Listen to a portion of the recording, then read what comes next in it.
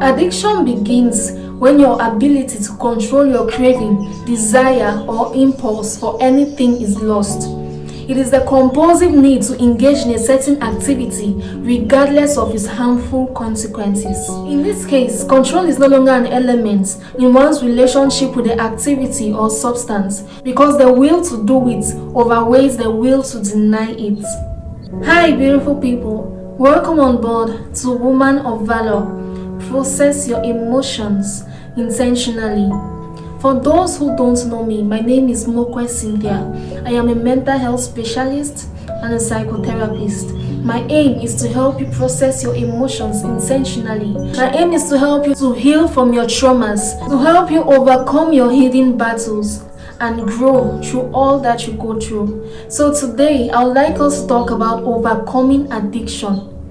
We all have emotions. We all come in contact with difficult emotions.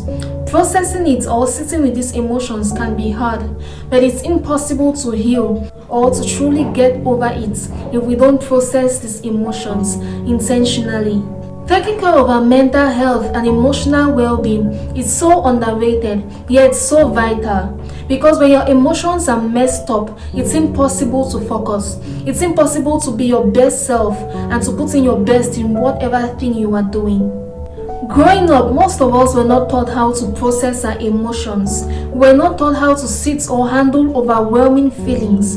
And so we get into adulthood not knowing how to handle the hurdles of life and the emotional baggage that comes with it. But that's why I am here to help. We'll take it one step at a time. Please hit the thumbs up button if you enjoy watching this video so far, and hit the subscribe button to stay tuned to the latest update. So today we'll be talking about overcoming addiction. I always say this, it's impossible to stop the storm without finding out the root cause of that storm. Most times we get addicted trying to cover up, make up for, or suppress a situation, emotion, or feeling. Life can get tough, pressuring, uncomfortable, and many of us during this period, instead of turning to God and tapping within us to find our inner strength, we resort to different things just to ease the pain and help us stay afloat. We resort to drugs, marijuana, alcohol. These things actually help us to stay afloat. It produces cheap dopamine, which gives us a false sense of satisfaction and happiness, causing us to always run to them when we come in contact with the least pressure. For example, a married man could be going through a tough patch at home with his wife. So instead of going home after work so that they can communicate and trash out whatever issues they have, to avoid all that drama, he resorts to going to the casino. He goes, plays game, gamble. He starts doing this for weeks, months, and then he realizes that his will to gamble starts overweighing his will to deny it, and then the gambling activity starts to take a toll on him. This does not necessarily mean that gambling is bad, even though it might be. The difference is in his aim, his intention, because the gambling activity becomes some sort of avoidance mechanism to him facing his real life issues. Some people even resort to sex or relationship as a means of escaping from their real life troubles.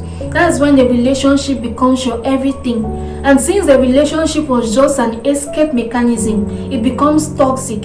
And despite the toxic nature of the relationship, it becomes almost impossible for them to leave because that's their own escape and they are scared of letting go.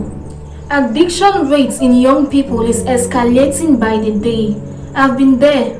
There was a period in my life where I needed marijuana to get through the day because of lack of peace of mind and uncertainties. But thank God that He's still in the business of doing miracles, saving, healing, and redeeming. Amen. So we see that addiction is prone to happen when we resort to activities that serve as an escape. Escape from our feelings, from frustration, uncertainties, and the hurdles of life, instead of confronting the situation, confronting those emotions with more curiosity and less judgment.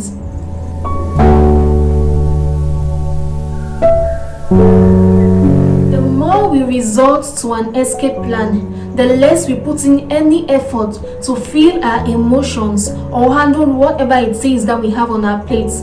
When we resort to an escape plan, we are actually numbing and postponing the pain. We forget that the pain never really goes away. The situation, the emotion never really goes away. We are just postponing it for future use. Meaning whenever we get sober or whenever we get out of that escape plan, it comes back. And we need to intentionally process it before healing from it and getting through it.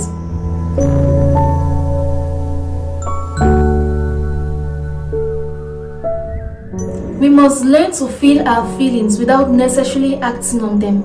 We must learn to face whatever situation we find ourselves in without resorting to an escape plan. Actually, many problems can be solved just by having honest conversations and actively listening to understand with kindness and compassion.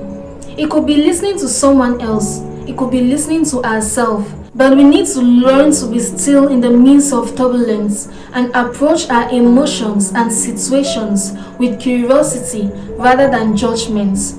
Only then can we find solutions.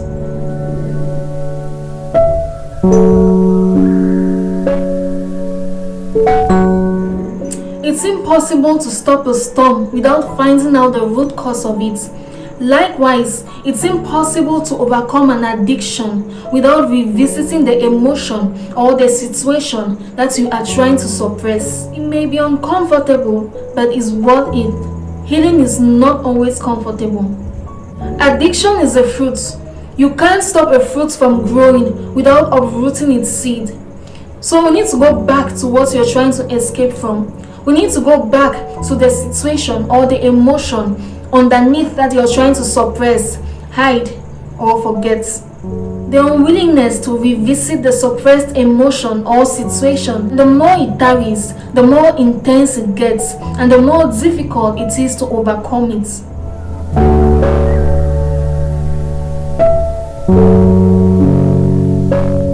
Some people actually never get to overcome addiction. That's why we have people overdosing and drugging to death. Some people, due to their inability to leave a toxic relationship which serves as an escape mechanism for them, have gotten themselves beaten to death. Addiction never ends well for anyone.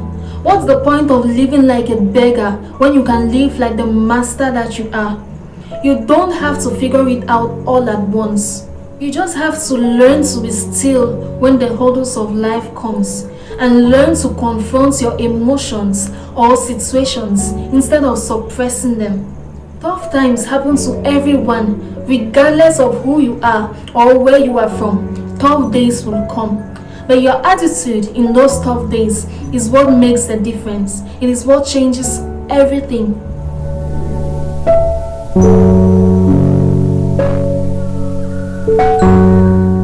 If you have been struggling with an addiction and you're finding it difficult to get to the root cause or confront the emotion or situation that you're trying to escape from, please leave a message.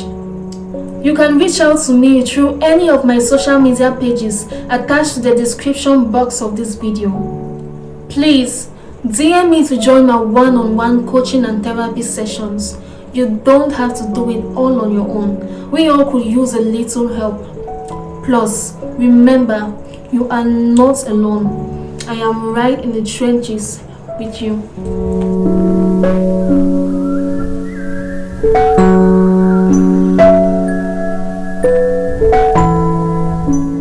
We have come to the end of this video. Thank you so much for watching. I really hope that this video will give you the confidence, the motivation, and the strength that you need to get out of that place, to face your emotions and situations boldly. Because remember, you can do all things through Christ who strengthens you.